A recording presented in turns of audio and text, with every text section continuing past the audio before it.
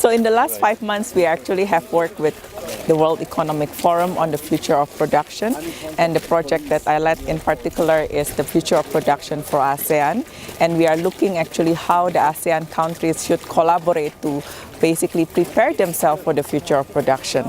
So this has been a program that we have worked for the last 6 months, and throughout the whole course of the program, we have interviewed government officials, ministers from all the ASEAN countries, ranging from Indonesia to Thailand to Philippines to Vietnam, and also we have also interviewed a lot of business leaders as well from the ASEAN countries. So several insights emerge from the study. First of all, we see that there are varying degree of readiness for the ASEAN countries. And as we know that ASEAN is the world's 5th largest manufacturing hub globally, measured in value-added terms.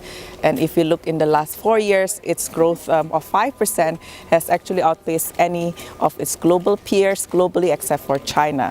However, we also see that this future of production is disrupted in 4 different ways.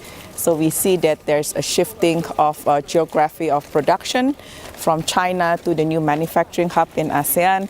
We also see there's a shifting geographic of consumption, especially with the rising middle income class in ASEAN.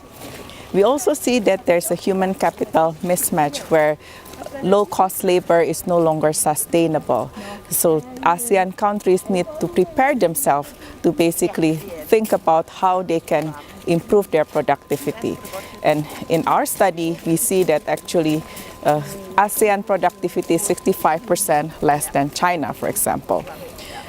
While at the same time, we see that the future of production and technology-based manufacturing are now starting to make inroads to ASEAN. Hence why this study is really much on time, and it should be a momentum for the ASEAN countries to think themselves how they can prepare themselves for the future of production.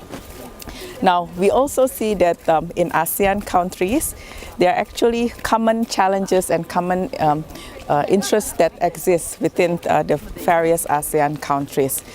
We see that most of the ASEAN countries, they are facing challenges in terms of lack of readiness of infrastructure, challenges in terms of upskilling and reskilling of the labor workforce, as well as preparing the future labor force. Challenges also around funding as well. And when we look at best practices from the European Union, for example, they are actually a case for the ASEAN countries to collaborate. And if we look back also within the ASEAN context, with the AEC blueprint, this actually will help to accelerate the ambition of the AEC blueprint, which is, one ASEAN, one production base, and one ASEAN market.